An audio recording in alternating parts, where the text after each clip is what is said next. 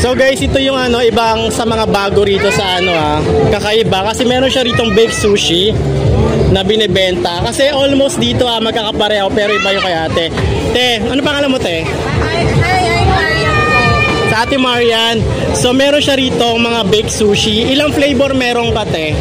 Bali, 5. 5 flavor? Yes po. Ito ano flavor to te? Cheesy candy, honey spam, candy mango, spicy tuna, at saka candy tuna. Magkano naman te yung per order mo? Isang tub? 100 lang po yan. Mas mura yung kanyang baked sushi rito. 100 pesos lang.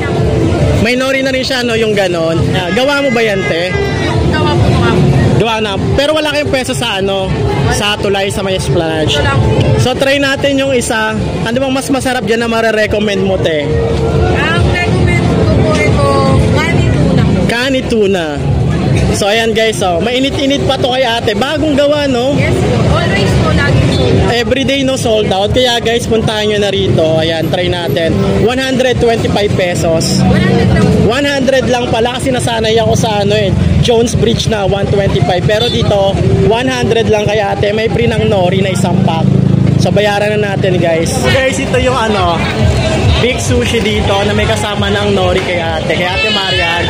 Sa halagang 100 pesos lang. So, matitikman nyo na siya. At maraming flavor to guys. Pwede kayo mamili ng iba't ibang flavor. So, tara guys. Tikman na natin. So, na mainit pa rin talaga yung dito natin. Smell good. Parang macaroni style lang siya. Pero, makikita nyo may mga cheese. May tuna. Tapos, hindi ko na alam kung ano yung red na to. Pero, try natin. Ang gagawin nyo lang dito sa nori. Ganito lang. Tapos